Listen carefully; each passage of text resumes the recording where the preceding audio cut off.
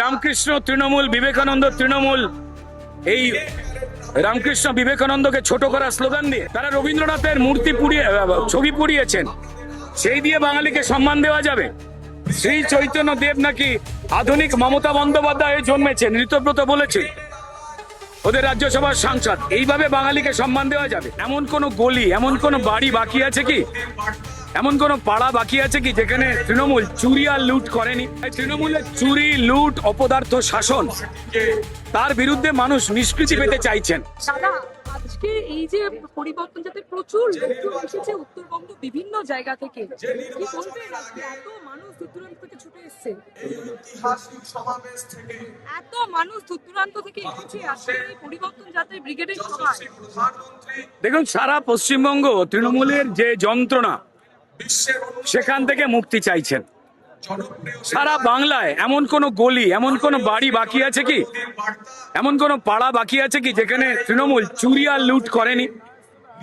তাই তৃণমূলের চুরি, লুট, অপদার্থ শাসন, তার বিরুদ্ধে মানুষ নিষ্কৃতি পেতে চাইছেন।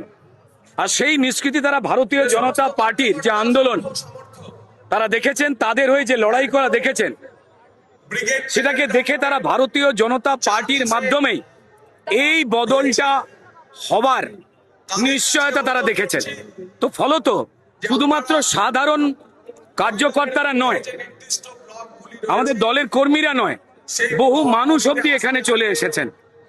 তারা এই পরিবর্তনটা দেখতে এবং শুনতে চাইছেন। ভারতীয় জনতা পার্টির আজকের এই ব্রিগেডের সভায় নরেন্দ্র মোদীজি কোন বার্তা দেন? বলছে যে এই যে আপনাদের যে ভবতারিণী মায়ের মন্দির, এইভাবে বাঙালিকে কোনোদিনই স্পর্শ করা যাবে না, যতই সংস্কৃতিকে করা হোক না কেন। তাহলে কিভাবে করা যাবে? তৃণমূল বলে দিক কিভাবে করা যাবে। রামকৃষ্ণ তৃণমূল, বিবেকানন্দ তৃণমূল, এই রামকৃষ্ণ বিবেকানন্দকে ছোট করা স্লোগান দিয়ে জানি না, তারা অনেক কিছু বলে দিয়েছেন। তারা রবীন্দ্রনাথের মূর্তি পুড়িয়ে ছবি পুড়িয়েছেন। সেই দিয়ে বাঙালিকে সম্মান দেওয়া যাবে? শ্রী চৈতন্য দেব নাকি আধুনিক মমতা বন্দ্যোপাধ্যায় জন্মেছেন, ঋতব্রত বলেছে, ওদের রাজ্যসভার সাংসদ। এইভাবে বাঙালিকে সম্মান দেওয়া যাবে?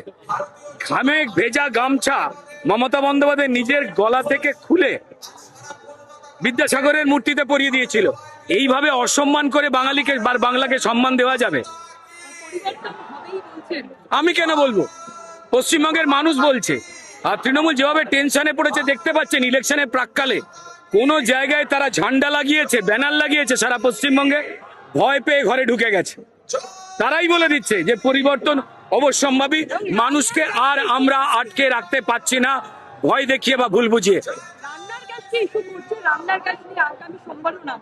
দেখুন, আমার মনে হয় এরা পৃথিবীতে থাকে কিনা জানি না, দুর্ভাগ্যজনক ভাবে যে তেল উৎপাদনকারী যে দেশগুলো, তাদের নিজেদের মধ্যে একটা যুদ্ধ লেগেছে এবং সারা পৃথিবীতে একটা টেনশন তৈরি হয়েছে তেল এবং গ্যাস নিয়ে।